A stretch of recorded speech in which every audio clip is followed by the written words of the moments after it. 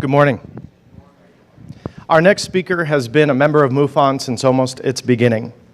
He comes to us from the Pacific Lutheran Theological Seminary in Berkeley, California, where he teaches systematic theology.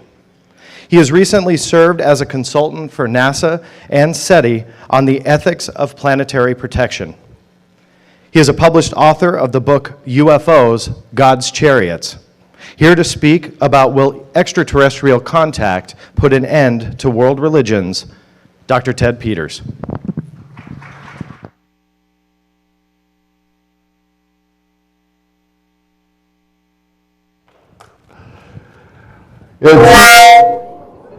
It's noisy, isn't it? Yeah, it's certainly a pleasure for me to be here. As John suggested, MUFON has been something I'm interested in, and for a long time I served as the Louisiana State Director for a period, and I delivered an address sort of like this in 1979, although you'll hear that a lot of my research is a little bit more recent.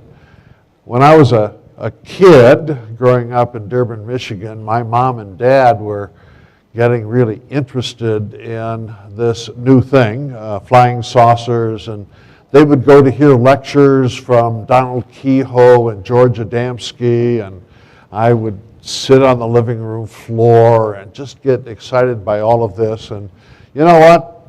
The excitement has not gone away. My particular topic is, will ETI contact put an end to our world's religions, or a little bit more modestly, will it precipitate a crisis in the world's religions? Here, I have to make my clicker work.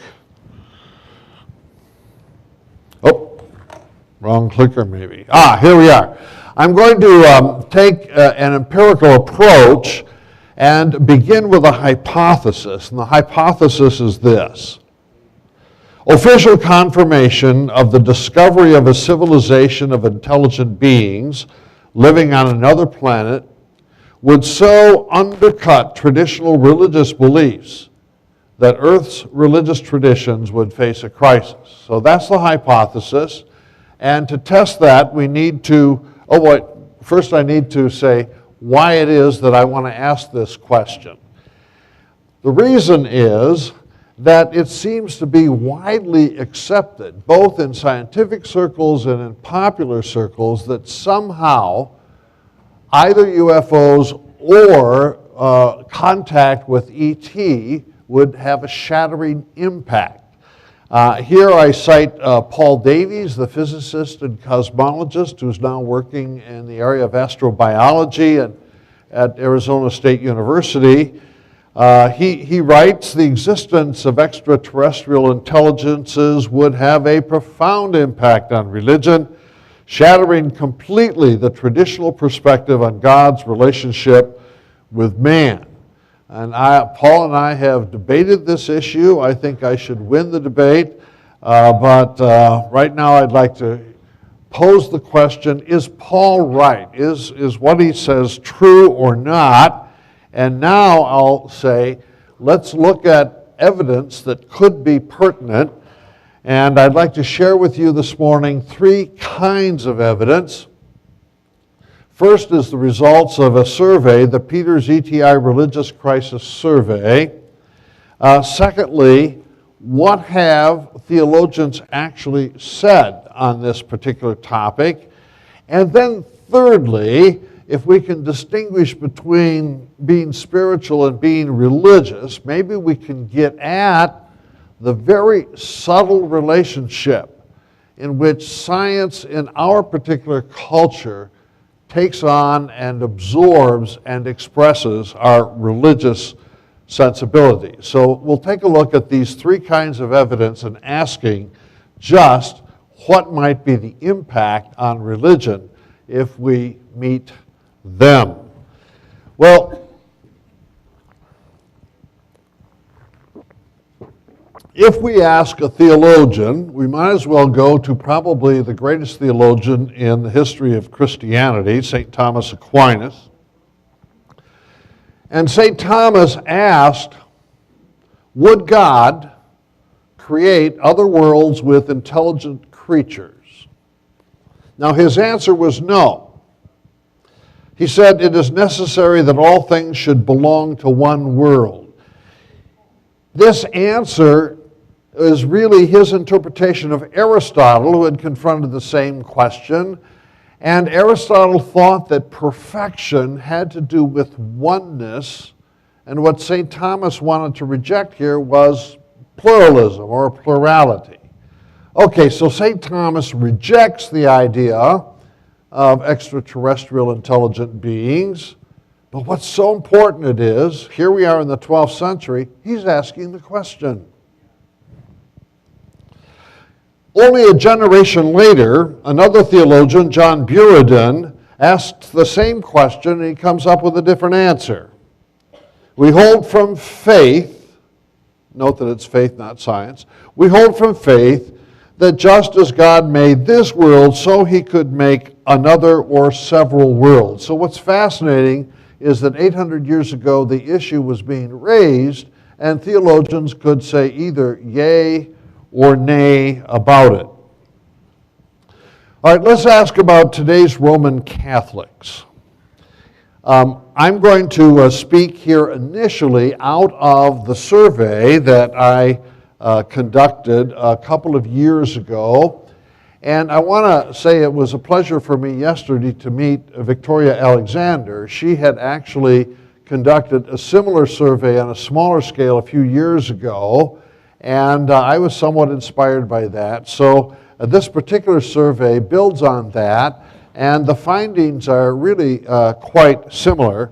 So let's pose the question, if you're a Roman Catholic today, how might you and your other Catholic friends be thinking about this particular question?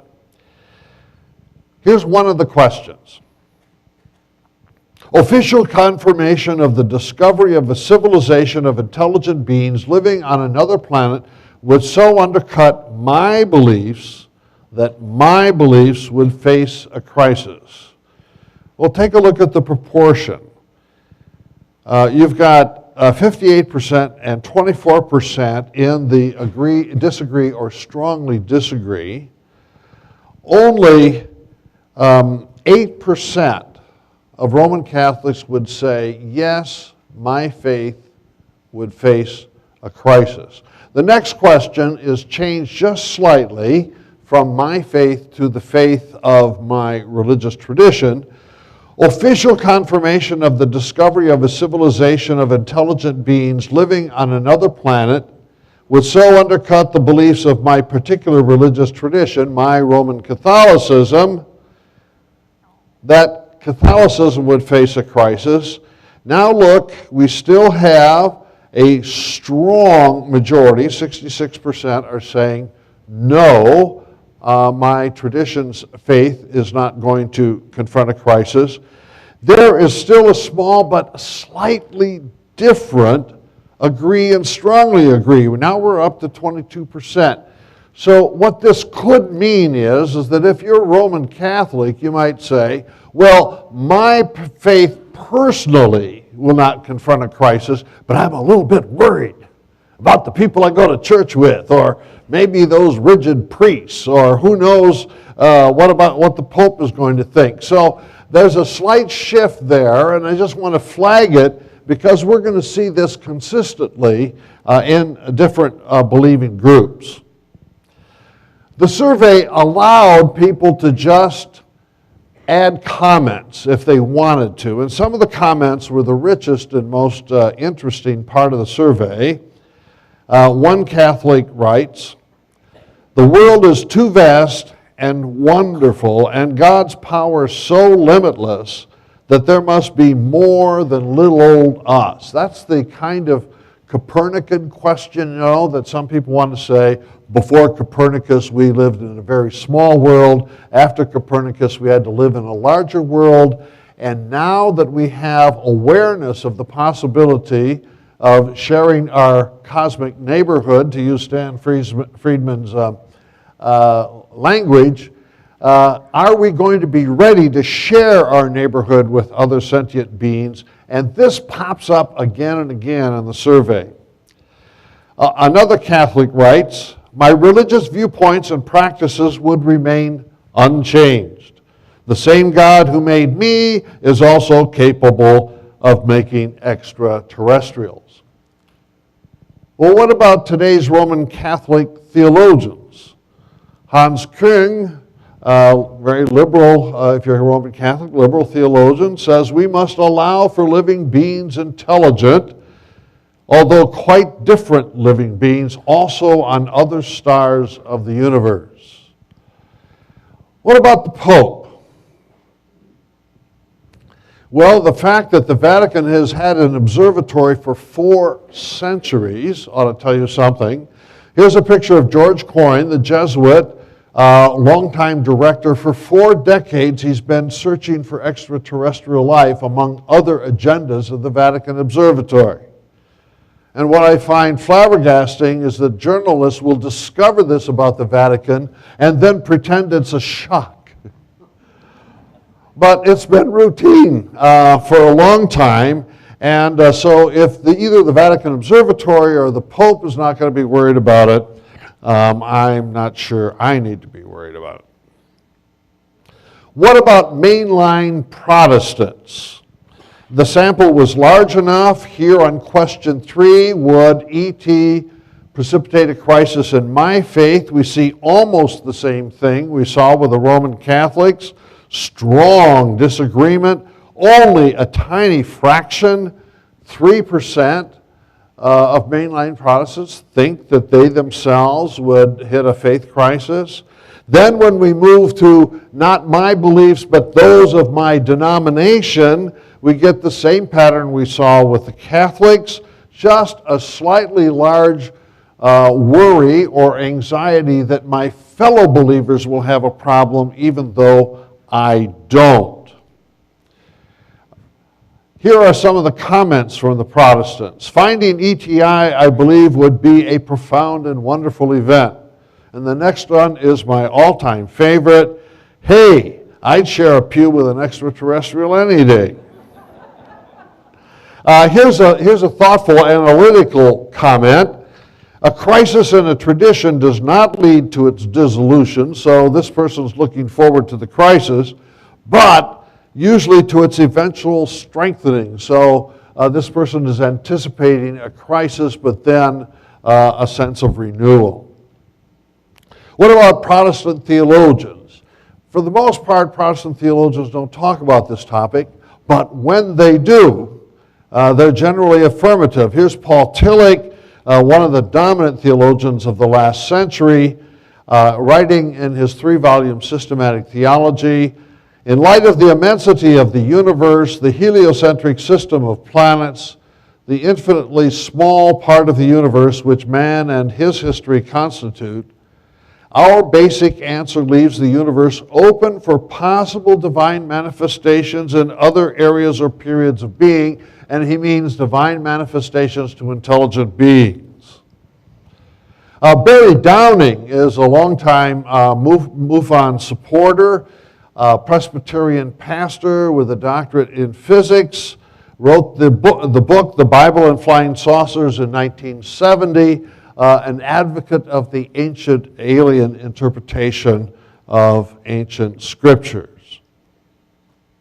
Now let's turn to the evangelical Protestants, and here I did not distinguish between the fundamentalists and the evangelicals in general. I would hope that another survey would actually try to refine it a little bit. Here with question 3, we see exactly the same thing as we saw with the Catholics and the mainlines. Overwhelming disagree. Evangelicals do not feel that their faith is going to be threatened. Then when we turn to what about my fellow evangelicals, again, just a slight increase so that contact with ET will be okay for me, but I'm a little bit worried about the person next to me in the pew. The comments, as you can expect, evangelicals are more likely to reference Scripture as their center of gravity. And what's going to happen there? Well, one writes, I think the Bible leaves room for other creatures in the universe, both physical and spiritual. If we meet them, then they will probably have a relationship with God as well, although their story may sound different to us. Or, I believe in a God so big that if he desired, he could have created other intelligence within the universe. That's that Copernican expansion notion again. I don't think they're out there, but if they are, hey, that's cool. Well, as you probably heard, there are some, usually in the evangelical or fundamentalist camp, that see UFOs as demonic, that see belief in ETI as demonic. And if you go to the websites, you'll see the battle of the blogs on this particular topic. The survey did pick up a few people who think in this fashion, but what was surprising was it was very small on the survey. It is a loud and interesting battle, to be sure, but I suspect that it represents a fractional point of view and certainly not a dominant point of view. If we ask theologically, why is it that someone might want to think that ETI or UFOs are satanic, I see two answers. One is UFOs are not in the Bible. Another one, which is very convoluted, but if you look carefully, you'll spot it, and that is, if you and I see a UFO, we're tended to believe in the theory of evolution. You might say, well, wait a minute, what's that connection? Well, we'll get to that in a little bit when I talk about the ETI myth, but people who hold this position, and I've talked to them, tried to understand them, I'm not holding that position, really feel that UFOs are a temptation. Billy Graham, probably the single most respected spokesperson for American evangelicalism, represents, I think, what is the dominant view. I firmly believe there are intelligent beings like us, far away in space, and to add, who worship God.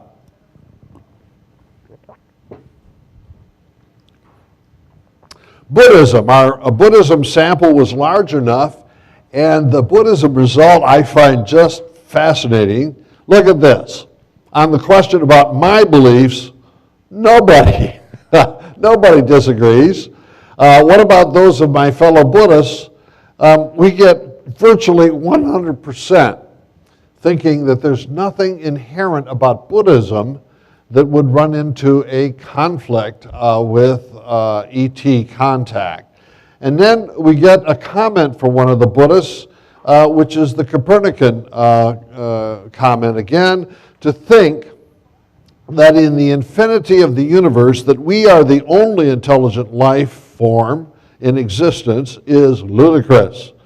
I would only hope those beings would exhibit more wisdom than humans have in how they relate to their world and fellow beings. So this is an opportunity to offer a little indictment to the human condition here on earth. What about Mormons? Mormons curiously have extraterrestrial intelligence already in their theology, so no problem there. There were not enough Jews to give me confidence in our sample, so I called my friend, Rabbi Chaim Perlmutter in Chicago, and what do you think about UFOs and et cetera? We Jews have had to adjust to all kinds of things in history, including Nazi Germany and the difficulties with Israel. I am sure we could adjust to space beings emerging from flying saucers as well. And again, the comments on the survey from Jewish responders were of this character. What about Islam? Our sample was a bit small, but the comments fall in line with what we have seen. Only arrogance and pride would make one think Allah made this vast universe only for us to observe. The black Muslims of America already have UFOs, not just ETI, but UFOs built right into their theology. We are being observed by a mother ship called the Mother Plane. Hinduism, again, our sample wasn't large enough to be scientific, but the comments fit what you've just heard. One Hindu says, "I think such a discovery would make the supernatural claims of religion, particularly from the ancient religious texts of India, more plausible. But it would also somehow make God seem further away." I don't know how to interpret the last phrase, but the first phrase seems to fit what many think of as the ancient astronaut interpretation of scriptures. Now something interesting happens. We did ask for people to self-identify with a religious tradition, which includes the non-religious.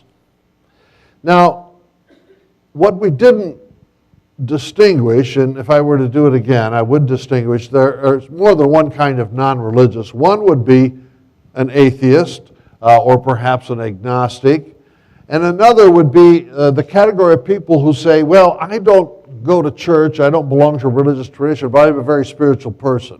We didn't distinguish them, so both of those appear here. And note what happens on questions 3 and 4, where we ask about my beliefs and those of people who are like me. We get basically the same pattern that we saw with the other people who self-identified with a religious tradition. But now the next question tells us a lot. Question 5 reads, "Even though my religious, or in this case my non-religious viewpoint would remain unaffected, contact with extraterrestrials would so undercut traditional beliefs that the world's religions would face a crisis." Now look at the agree and strongly agree. That's 69%. Well, what I find stunning here is that those who believe that religion would face a crisis are the non-believers. The believers think differently about themselves than the non-believers think about them. Now here are some comments from those self-identifying as non-believers. "I remain open-minded, so would not be disturbed by any new findings.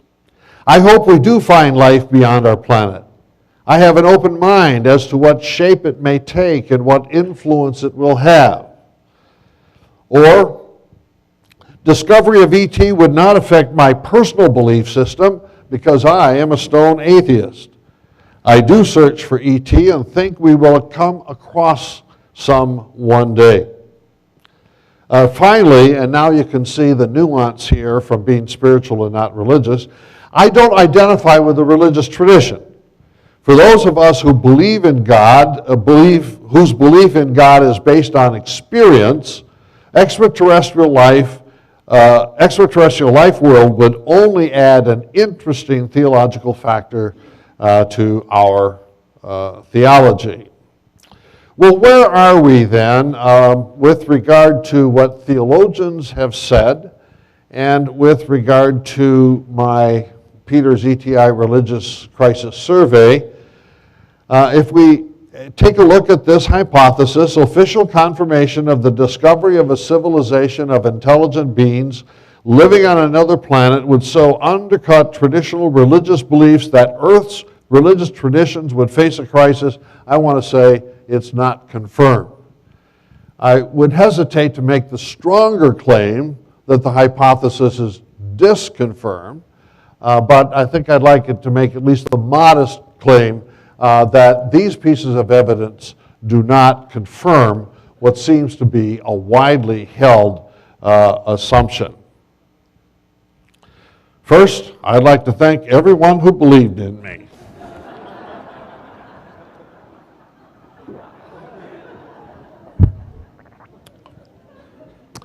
Now I would like to move away from religion as an institutional tradition and take a look at the question of the role of science in our culture.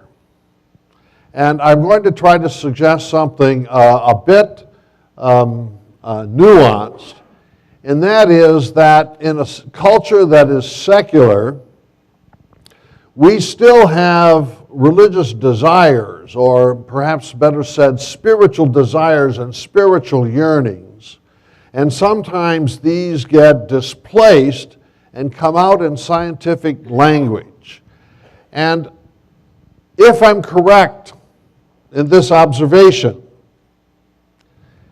then we could say as a culture or as a society, religion is not going to go away at all as we think about the impact of extraterrestrial intelligence in our lives, because even people who are not officially religious are very tempted to become religious in a disguised fashion. So in order to look at that, I want to take a look at the field of astrobiology. It's sometimes called exobiology or bioastronomy. And I'm going to look particularly at SETI, the Search for Extraterrestrial Intelligence. I know those people fairly well, and they used to like me. They won't after this lecture, but NASA came out with a 3-point astrobiology research agenda, which is pretty well accepted even by the European Space Agency and others who do this kind of research.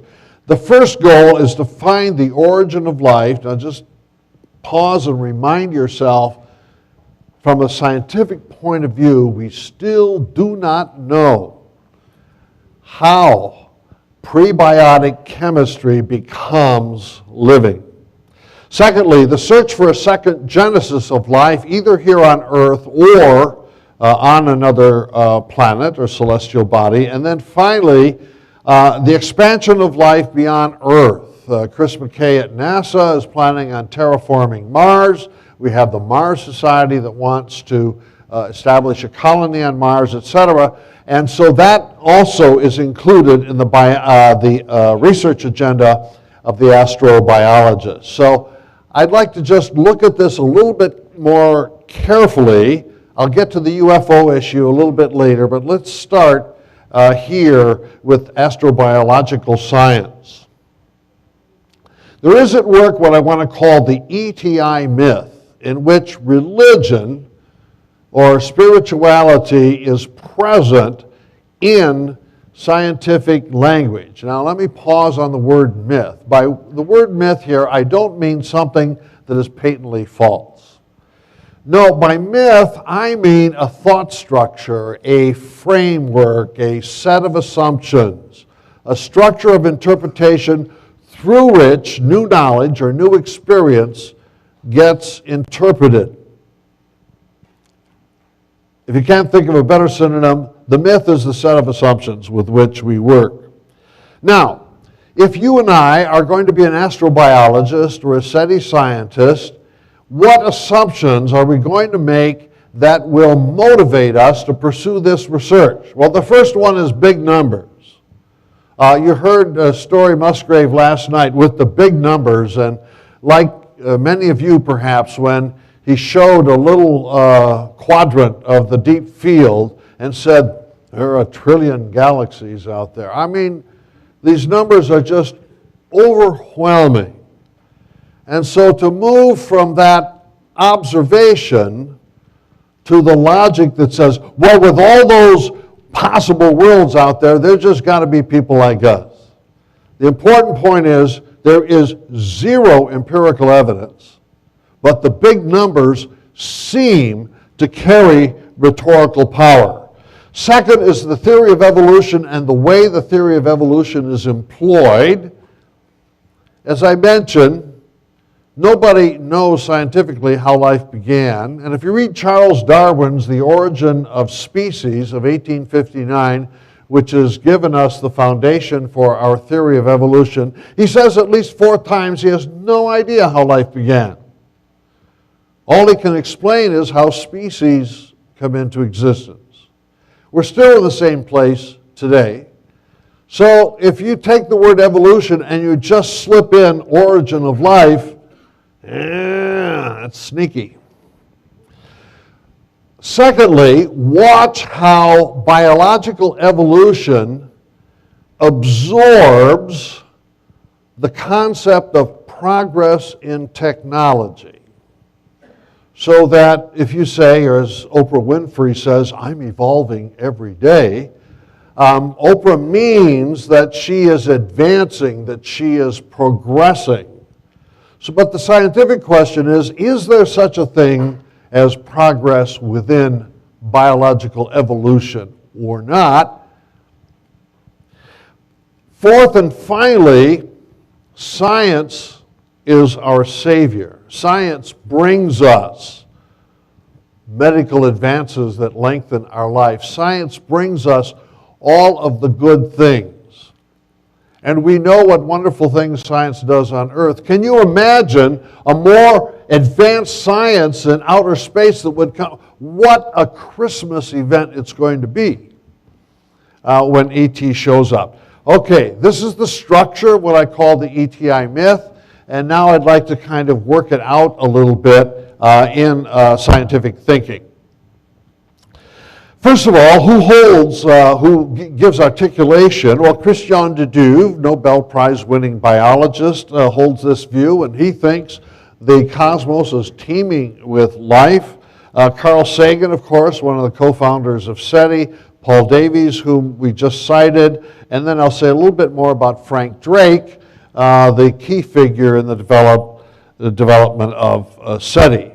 Here's Frank about a year ago, and for the last half century we've had the Drake equation, and note how it works. By the way, the Milky Way seems to be the crib or the playground within which we're working simply because other galaxies seem to be too far away. So we start with the Milky Way, the number of stars, the fraction of stars with planets, the number of planets per star, the fraction of those planets where life evolves. Note, evolve means begin and progress.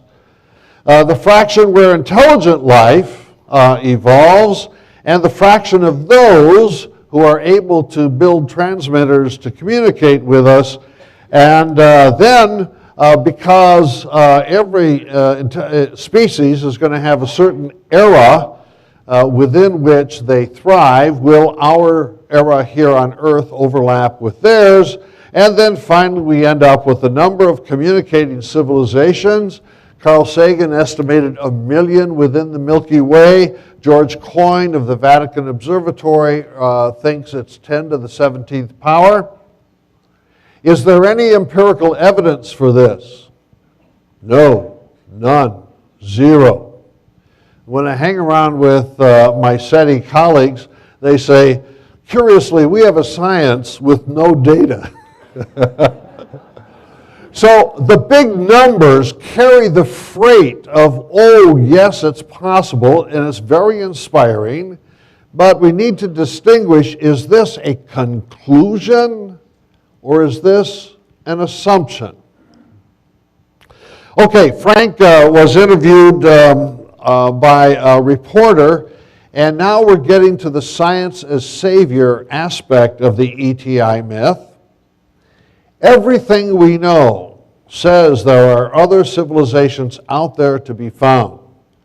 The discovery of such civilizations would enrich our civilization with valuable information about science, technology, and sociology.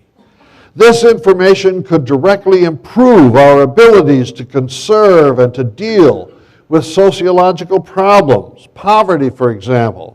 Cheap energy is another potential benefit of discovery as our advances in medicine. Now, this is not a carefully thought out scholarly paper. He's just responding in conversation. But note what it is. Science brings good things, and more advanced, more highly evolved science is going to bring even better things. We're going to get better medicine than Obamacare can deliver. Frank is an interesting person. I like him, and I really support the work of SETI, even though I use him as an illustration here.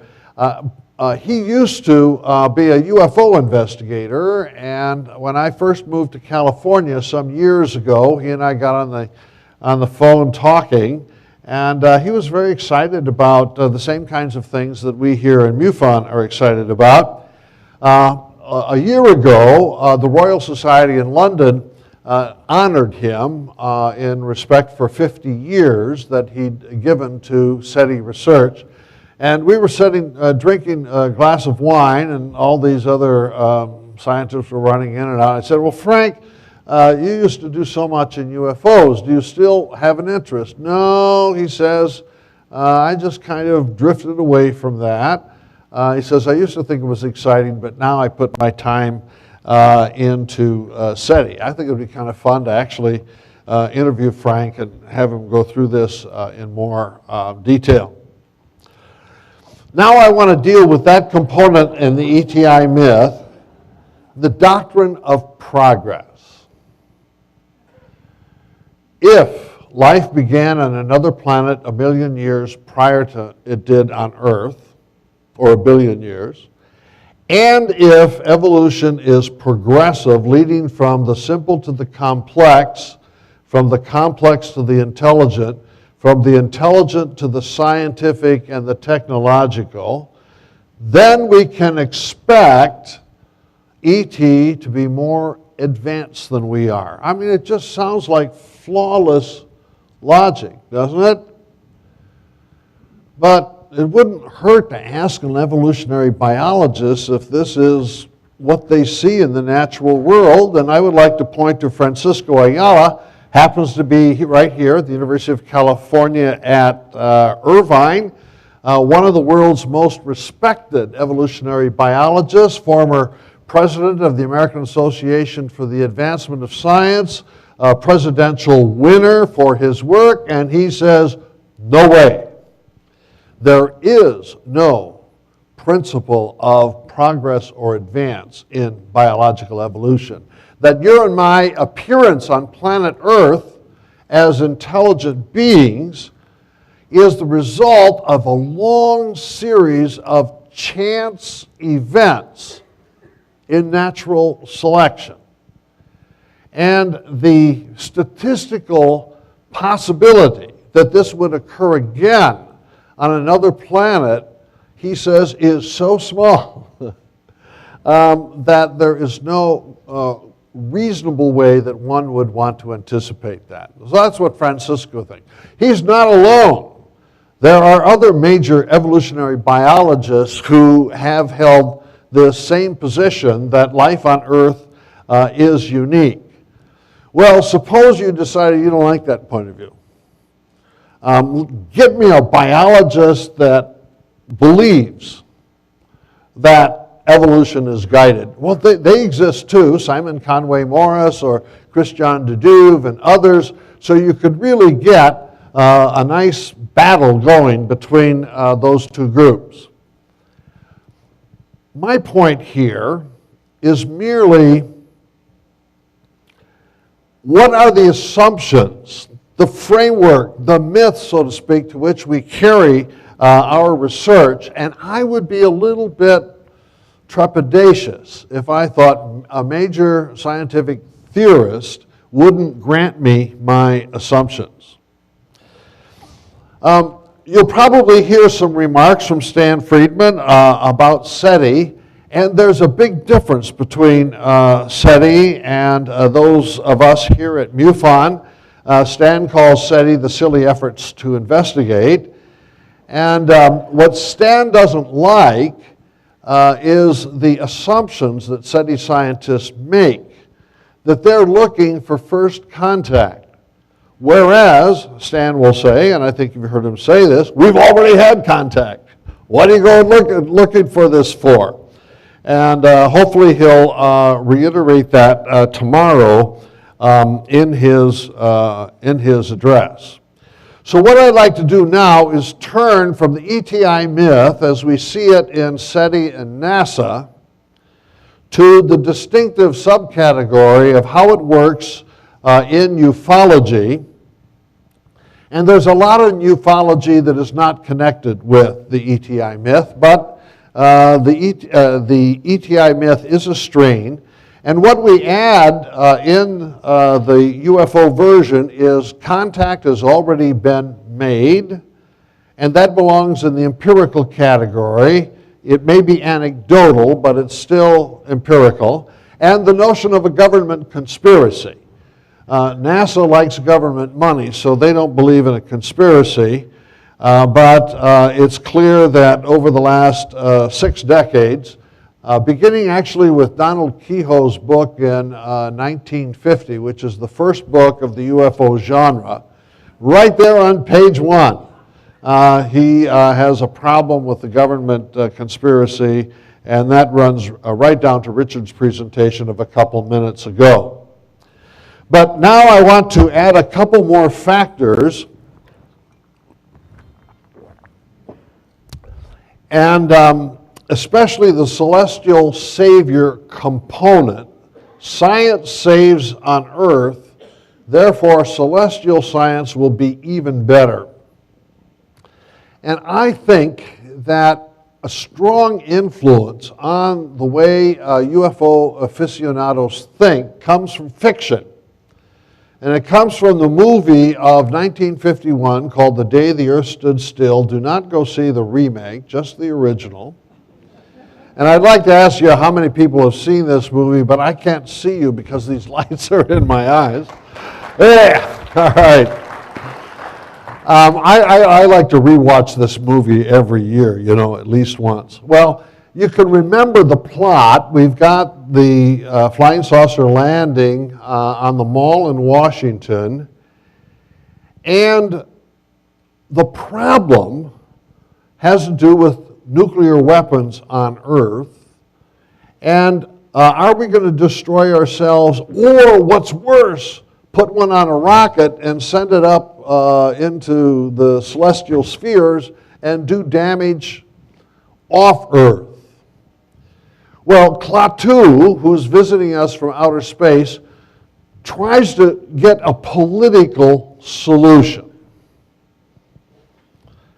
You know how well it works in Washington today, right?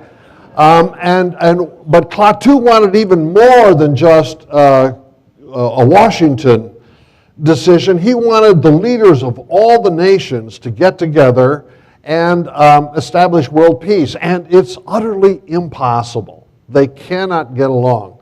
So what does he do? Well, if the politicians won't do it, maybe the scientists will.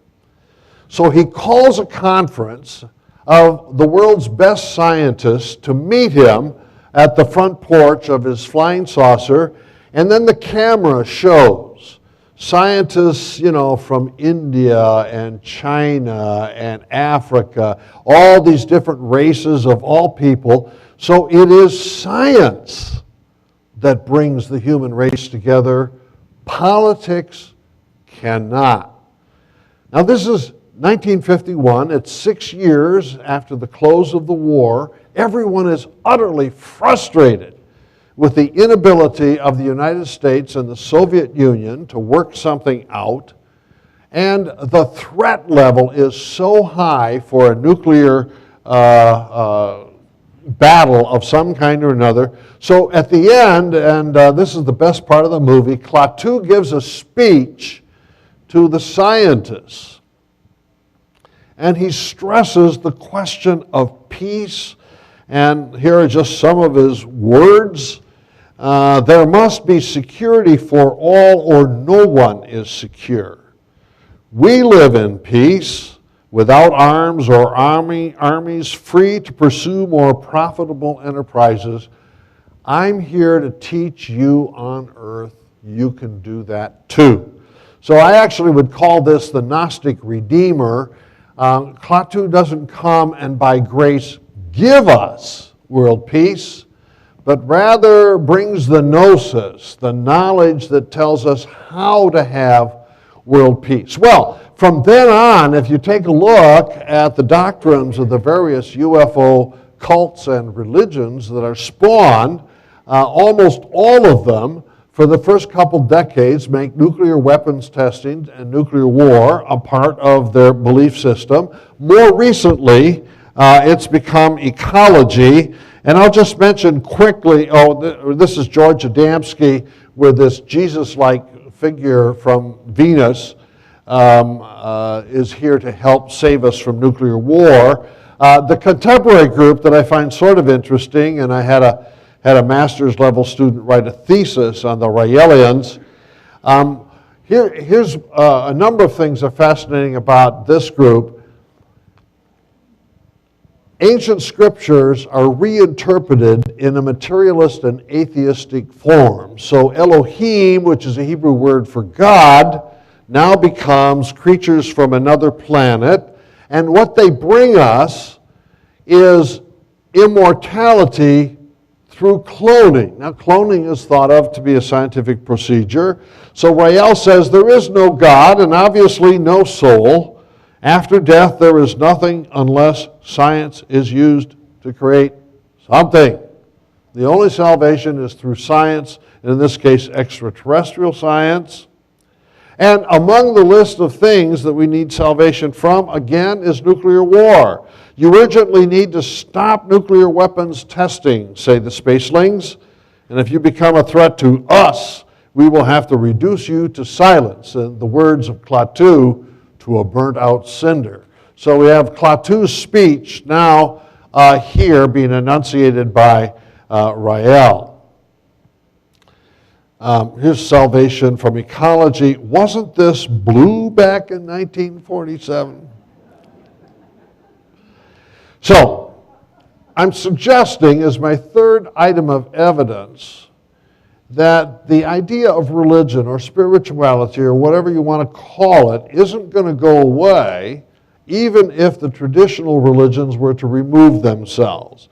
Even without traditional religion, the ETI myth creates a secular or scientized religion amongst its believers. So what are my conclusions? Number one, would confirmed evidence of the existence of ETI precipitate a crisis leading to the collapse of the world's religions? My forecast is no, I don't think so. Secondly, should we believe the ETI myth? Well, I want to say no, I don't like believing in myths, but I want to be careful here and say the ETI myth is a good scientific platform to launch a progressive research program. There's no doubt that SETI over the last 50 years has given us lots of knowledge. It didn't answer the question as to whether ET is out there, but they do good science. And it would seem to me that if we recognize that the ETI myth consists more of assumptions than it does conclusions, then it still will give us direction and inspiration for continuing research. Then secretly, and I'll share this secret, I hope the myth is right. I really hope that those ET are out there and they're just as good as Frank Drake or George Adamski hopes they are. Well,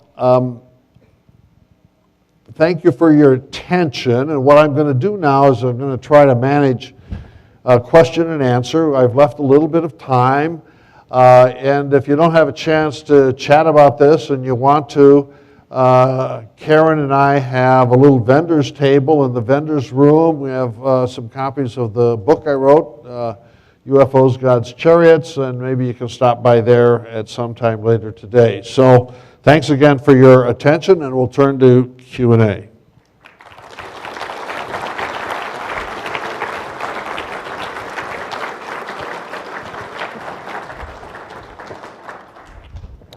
I believe there's a microphone up here. Here comes the man of the hour. Thanks, John. So for anybody who does have a question, just feel free to come on up. If you can't see me, I'm on the left side of the stage. Come on up. Professor Ted, thank you very much. The question is, the first two chapters of the book of Job tells us everything.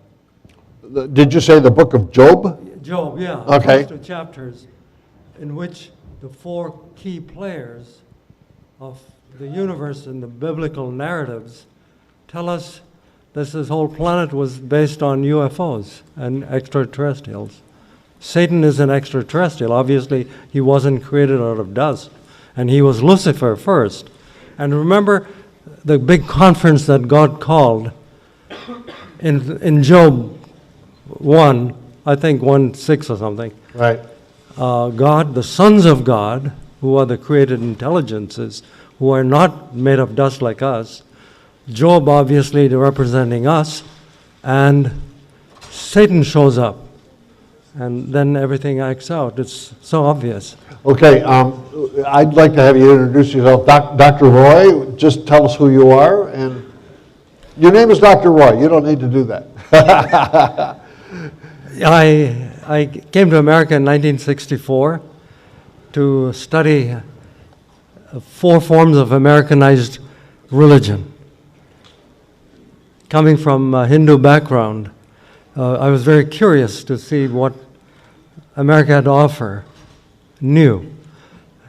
And I discovered that imported religion, which came with the immigrants, was subordinated by the American spirit that we'll create our own religion. So 4 religions were birthed right here in the United States, and I studied those 4. And coming from India, I found the parallel that India also had 4 religions that were birthed in India. So being a very patriotic new American, I said, no religion made in China is acceptable. Anyway, that's my background. Yeah, to your question, I'm trying to understand it. First, it's unusual that one would go to the book of Job for a creation account. Then secondly, as the book of Job is opening and we're setting up this adversary, remember the word for Satan there is actually adversary, vis-a-vis God, it's setting it up now for the temptation problems that Job is going to confront. So I'm trying to understand your interpretation. Are you saying that Satan has created an intelligent race that's pre-human in character, which is fallen? I'm trying to understand the question. The question, the origins of that book of Job, is directly linked for the first 2 chapters of Genesis, in which the tree of knowledge of good and evil was planted even before humans were created.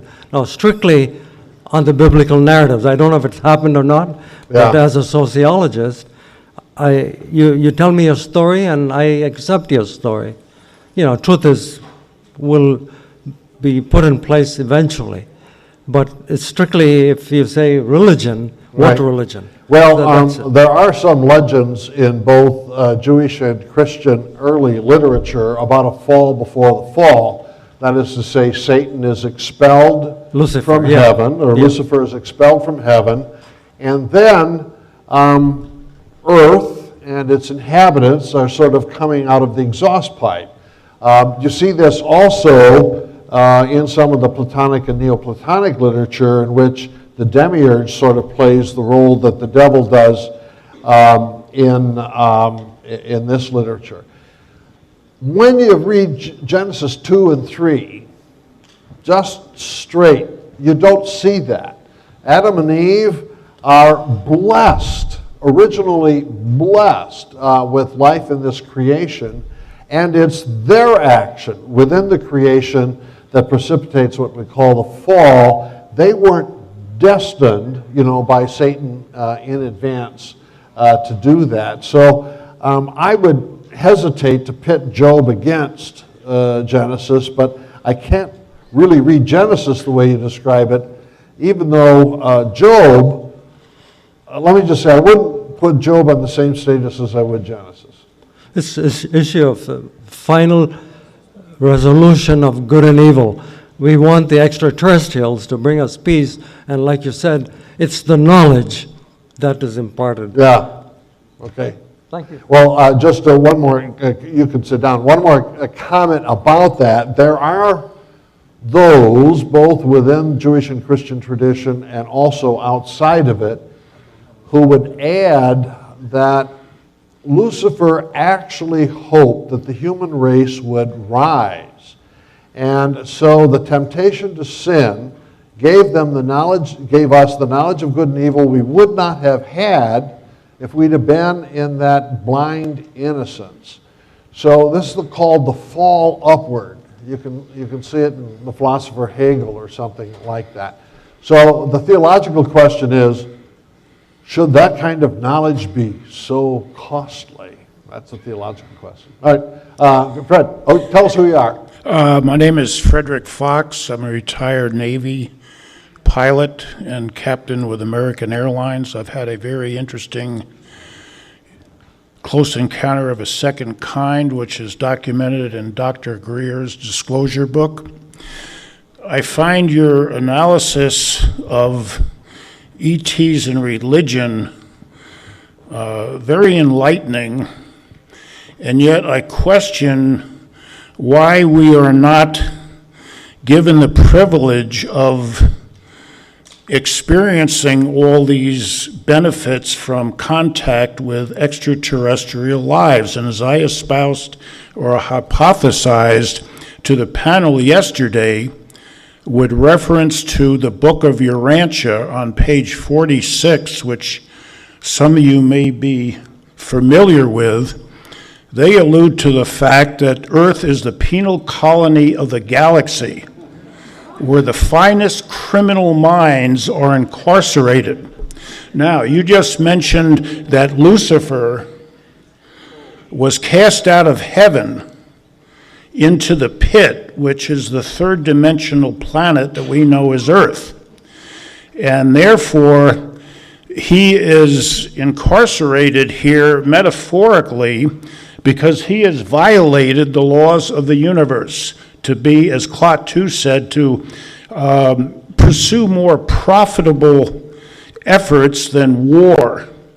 And you only have to look to all the TV programs today on television. It's crime scene this, crime scene that, Law and Order Special Victims Unit, NCIS, ad infinitum, ad nauseum. The inmates are doing a show and tell, okay?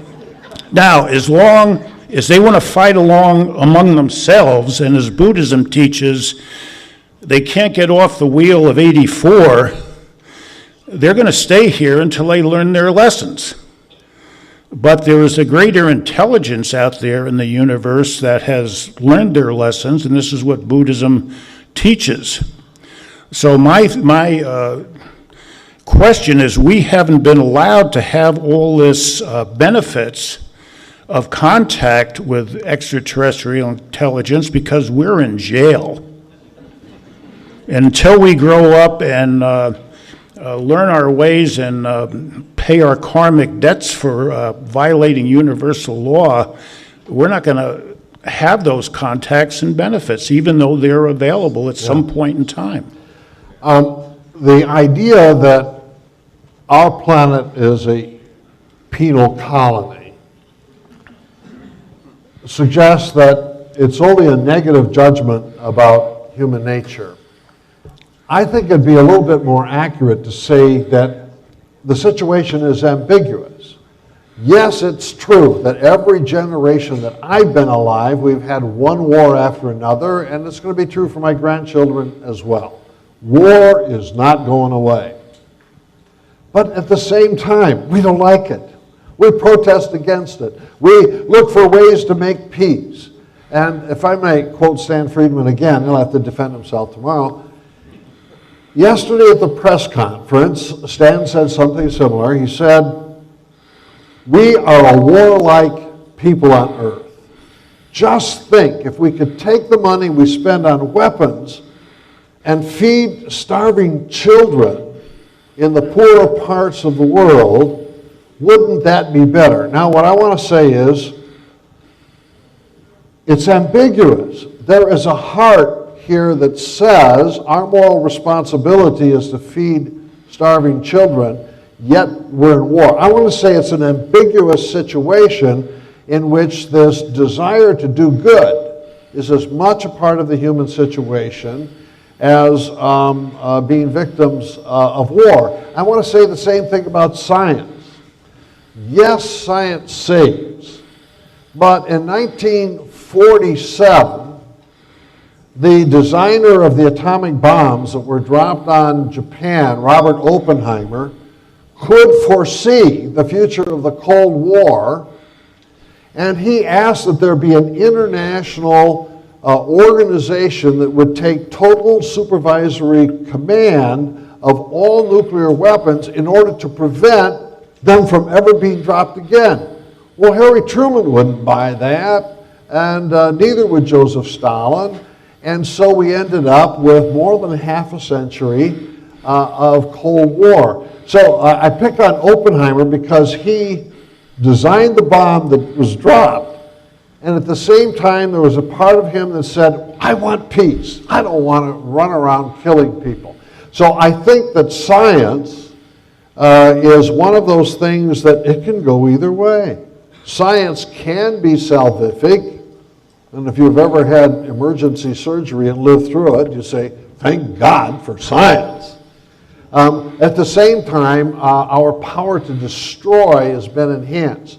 So I would want to say to the Urantia book, yeah, we may be prisoners, but we're not all that bad. As Richard Dolan said in the previous speech, everything that comes in scientific that could benefit us ends up in military black projects used to perpetuate war. It never gets down in the public for peaceful uses, which is the message right out of The Day the Earth Stood Still. Now, for those of you that are Star Trek fans, there have been any number of episodes. One that comes to light was Whom Gods Destroy. Another one dealing with the penal colony of the galaxy. Another one in Star Trek Next Generation series, Who's Watching the Watchers? And another xenophobic race that could not accept the fact that there was more intelligent life out there. Those of you who have seen that know what has been presented, and it's food for thought. Thank you, Fred.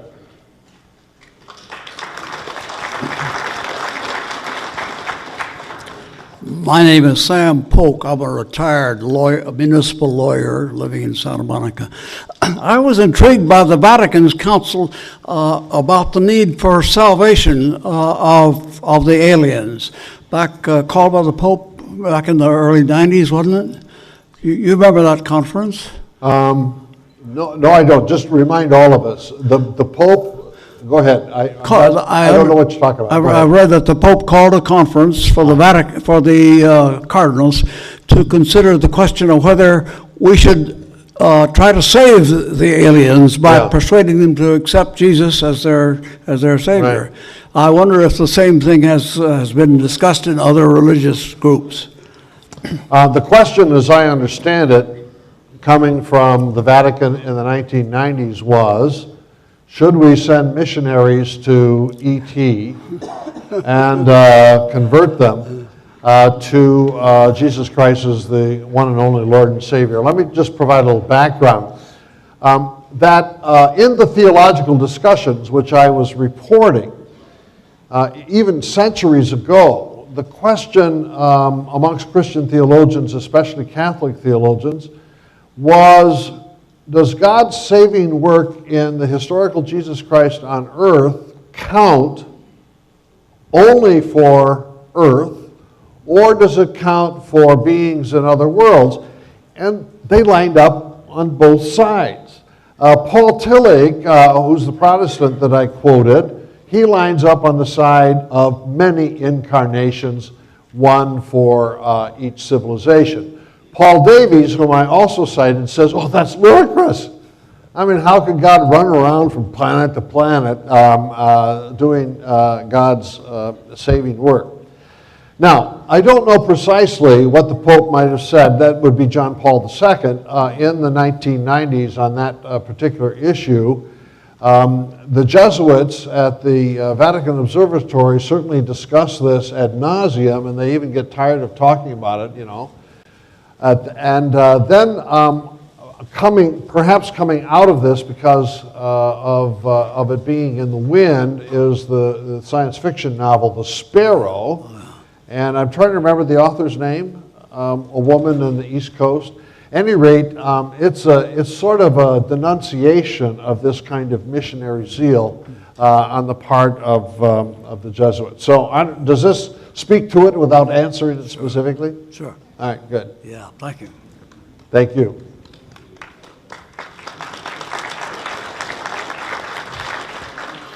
Okay, one more, go ahead. Purely speculative question, but assuming... I like speculation. There you go. Yeah. Assuming the ETI myth is not a myth, and in fact, in actuality, let's say an ETI presence does exist. Maybe it's a myth today, truth tomorrow. Right. Yeah, go ahead. Would you see, with full disclosure, but the possibility of a formation of a new religion or new world religion outside of our Or convention? would I see, in the event that we do have contact, that there might be the formation of a new religion which may or may not reject the old ones? Or some kind of hybridization? Or a hybridization. Well, at the end of my presentation, I showed you the little eticon, ET plus icon, which suggests that that's exactly what would happen. Paul Davies speculates. He actually is more nuanced than I made him look here in my lecture. He speculates, suppose ET is more advanced than we are in matters of spirituality. And suppose you and I sit at the feet of the ET teachers and we learn things that really broaden our horizon and deepen our sensitivities. Will we be inclined to convert? That is his argument. I would have to say that's a reasonable hypothesis. It's not unreasonable to follow that kind of logic. So basically my response is let's wait and see. I would hesitate to land too hard on the judgment before it actually happens. What do you think? You got an opinion? My opinion would be, yes, there's the potential of and maybe formed from people that in essence weren't religious, maybe coming more from the non-religious sector into a different kind of spiritual or some kind of enlightened religion that looked at God as more of a universal consciousness. Mm-hmm. So I maybe. Once again, it's just speculation. All right. So it's speculation, but I think in a place like this, we ought to be able to speculate with liberty. One more quick one. Yes, ma'am. Yes, I cannot see, sir, why you posed the question, should we believe the ETI myth? I question the word myth when there are so many books with excellent, valid photographs of UFOs, and where there have been absolute abductions studied by Dr. John Mack, and where entities have been seen to come out to test the soil and the water on this earth. Why you use that word myth in the light of that? I think you misinterpreted me. Why? The Paul Trent photograph, I wouldn't call that myth. Witnesses who claim that beings get out of a visiting craft and pick up soil samples and take them back. These are reports. My word myth doesn't refer to those reports. It refers to the framework of interpretation. And I actually had an evening with John Mack and his researchers at Harvard some years ago when he was still alive. And I talked to him about this very subject matter. And I said, John, I have to tell you that your abduction reports don't fit the myth as I understand it. And I said that most UFO contactees and abductees prior to the late 80s had positive experiences when they were abducted. And I said most of your abductees report these negative experiences. So we talked it through. And he said, yeah, Dr. Peters, I kind of enjoy what you're saying, and he says, I need to tell you that some of the people he had reported on in the book who had negative experiences were coming around and telling him they've become positive experiences. That is to say, they feel that it was a moment of enlightenment. So I use the word myth as the framework for interpretation, not the actual encounter or the report of the encounter. Others' interpretation, is that correct? You mean others' interpretation? Yes and no. As I suggested, that if you take a look at the claims of the cult leaders, or if you take a look at early reports by a person who's had an abduction experience, and then you watch as that person sort of teases out the meaning of that, then I think you'll see this framework of interpretation coming to work. I see you're skeptical. Is it because of the word myth? Yes. And okay, well, remember I wanted to say I don't see myth as something false. I see myth as a structure of interpretation through which we filter these anomalous events. Thank you, sir. Okay. Thank you.